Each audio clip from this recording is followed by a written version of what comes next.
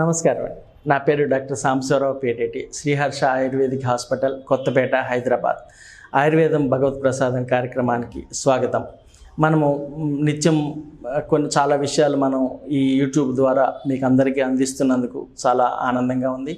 ఈరోజు మనం మెడ నొప్పి, సర్వైకల్ స్పాండిలైటిస్ అనే విషయం గురించి సమగ్రమైన విశ్లేషణ చేసి ఆ విషయం గురించి మనం తెలుసుకొని ఆ ఇబ్బందులు, ఒకవేళ అలాంటి ఇబ్బంది ఏదైనా ఉంటే కనుక దాని నుంచి మనం ఎలా ఉపశమనం పొందొచ్చో మనం తెలుసుకునే ఒక చిన్న ప్రయత్నం చేద్దామండి.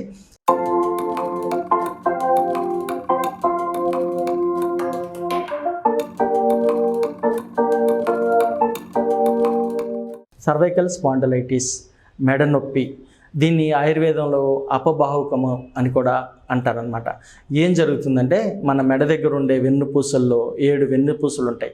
అంటే మన శరీరాన్ని ధరించే వెన్నుపూసలో మెడ భాగము, కటి భాగము, మధ్య భాగము, ఈ 3 భాగాల్లో వెన్నుపూసలు ఉంటాయి. ఈ వెన్నుపూసల్లో మెడ దగ్గర ఉండే 7 వెన్నుపూసల్లో కనుక ఏదైనా చిన్న చిన్న సమస్యలు తలెత్తినట్లయితే కనుక ఈ మెడ నొప్పి రావడం జరుగుతుంటుంది అనమాట.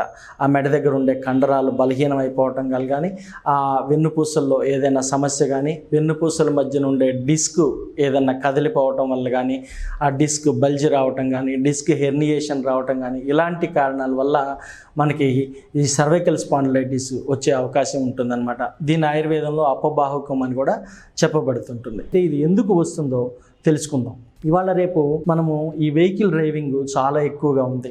ఇంతకు పాతకాలం రోజుల్లో ఏంటంటే ఎంత దూరమైనా నడిచిపోవటమే జరిగేది. కానీ ఇవాళ వెహికల్స్ వచ్చిన తర్వాత, 2 వీలర్స్ వచ్చిన తర్వాత మనం జర్నీ కంఫర్ట్ చూస్తున్నాం. కానీ ఈ స్పీడ్ బ్రేకర్స్ దగ్గర కానీ, రోడ్లు బాగలేక గోతుల్లో పడ్డప్పుడు కానీ, వెన్నుపూస మీద వచ్చే కదలికల వల్ల ఈ మెడ దగ్గర వెన్నుపూసల మీదనే ఎక్కువగా ఎఫెక్ట్ పడటం జరుగుతుంటుంది అనమాట.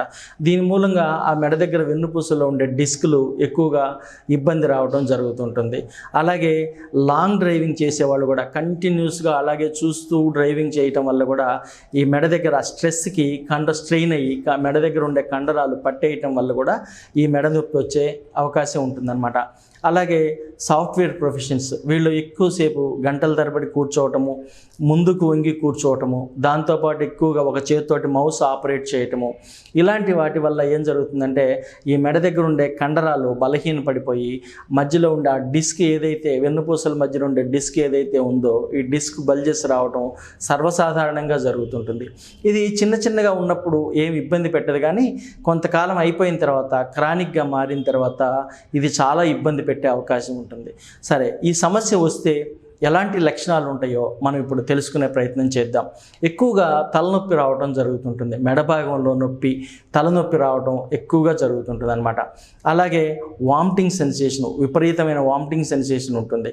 ఇదే సిమ్టమ్స్ బీపీలో రావచ్చు, షుగర్ ఎక్కువగా ఉన్నప్పుడు రావచ్చు, షుగర్ తక్కువగా ఉన్నప్పుడు రావచ్చు.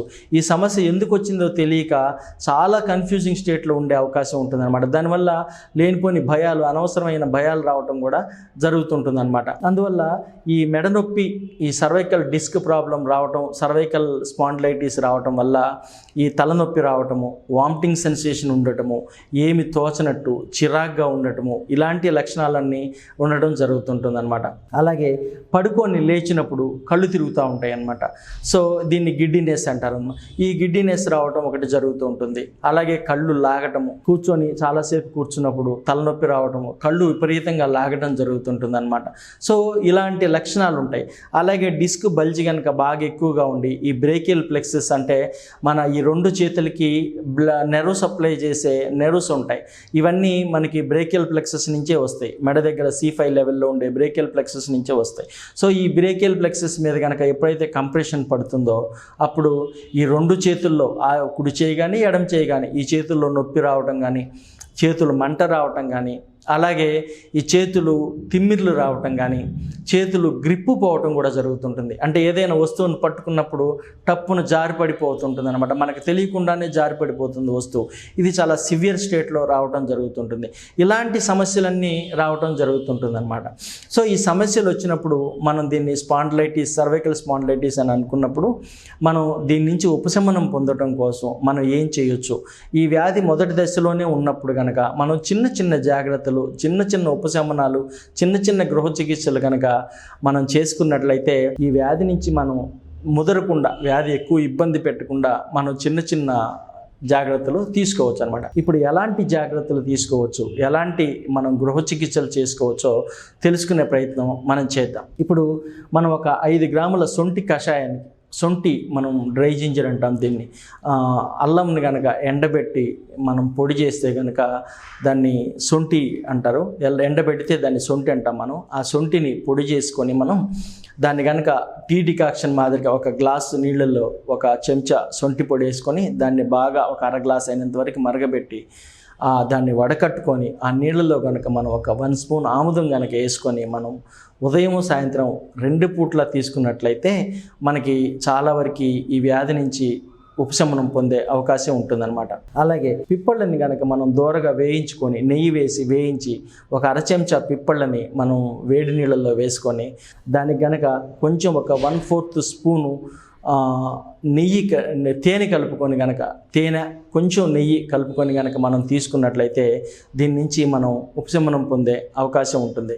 అలాగే మనం ఇప్పుడు ఇంకొక గృహ చికిత్స చూద్దాం. ఎండు ఖర్జూరం కాయలు ఉంటాయి, ఇవి మనకి ఇళ్ళల్లో దొరుకుతాయి, లేదంటే పచారీ కొట్లో కూడా మనకు దొరుకుతాయి. ఈ ఎండు ఖర్జూరం కాయల్ని రాత్రంతా నానబెట్టి మనం ఉదయాన్నే లేచిన తర్వాత ఆ గింజ తీసేసి ఖర్జూరం కాయని మనం తిని ఆ నీళ్లు కనుక తాగినట్లయితే కూడా మనకి దీని నుంచి ఉపశమనం పొందే అవకాశం ఉంటుందన్నమాట. అలాగే సీమ గోరింటాకు మనకి ఇవాళ రేపు ఎక్కడైనా దొరుకుతుంది. ఈ గోరింటాకును కనుక మనం తీసుకొని మెత్తగా దంచి పొడి చేసి పెట్టుకొని ఆ పొడిని కూడా మనం టీ డికాక్షన్ మాదిరిగా చేసుకొని తాగినట్టయితే మనకి మెడ నొప్పి, దాంతోపాటు వెన్ను నొప్పి కూడా ఈ సీమ గోరింటాకుకి వెన్ను నొప్పిని కూడా తగ్గించే మంచి లక్షణాలు ఉండడం గమనించడం జరిగిందనమాట.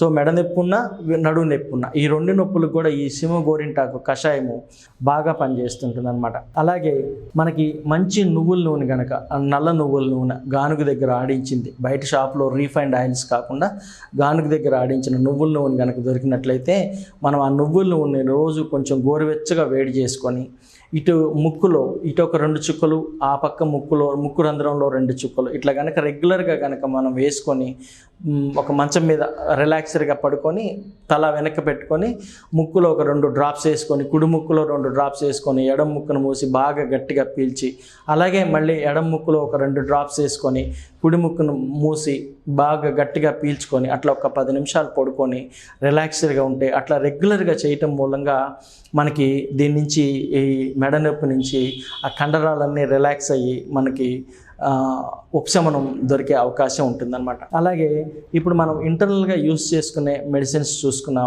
గృహ చికిత్సలు చూసాం కదా. అలాగే ఎక్స్టర్నల్గా ఏం చేయొచ్చు, మనం ఎక్స్టర్నల్ అప్లికేషన్స్ కూడా ఏం చేయొచ్చు అనేది కూడా ఇప్పుడు ఒకసారి చూద్దాం.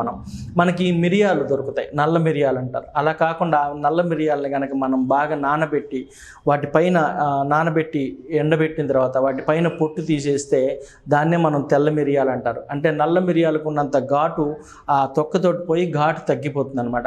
దీన్ని మనం ఒక 50 ml ఆవు నెయ్యి కనుక తీసుకొని ఈ తెల్ల మిరియాలని పొడి చేసి ఆవు నెయ్యిలో వేసి బాగా మరగపెట్టిన తర్వాత మనం దాన్ని వడకట్టుకొని ఆ ఆవు నెయ్యిని మెడ దగ్గర భాగం అంతా కనుక మనం లైట్ ప్రెషర్ తోటి కనుక మసాజ్ లాగా చేసుకున్నట్టయితే మనకి ఈ మెడ నొప్పి నుంచి ఉపశమనం పొందే అవకాశం ఉంటుందన్నమాట. అలాగే ఒక 4 వెల్లుల్లి రెబ్బల్ని ఒక నలగొట్టి దంచి ఒక 100 ml నువ్వుల నూనెలో వేసుకొని దాన్ని కనుక బాగా మరిగించి దానికి కొంచెం కల్లుప్పు అంటే లావు ఉప్పు దొరుకుతుంది. ఆ లావు ఉప్పు కూడా ఒక అర చెంచా వేసి దాంట్లో బాగా మరిగించి దాన్ని వడకట్టుకొని మనం ఆ నువ్వుల నూనెతోటి కనుక మనం ఉదయం ఒకసారి సాయంత్రం ఒకసారి లైట్గా కనుక మసాజ్ చేసుకున్నట్టయితే, ఎక్కువ ప్రెషర్ లేకుండా మృదువుగా మసాజ్ కనుక చేసుకున్నట్టయితే ఈ మెడ నొప్పి నుంచి ఉపశమనం పొందే అవకాశం ఉంటుందన్నమాట.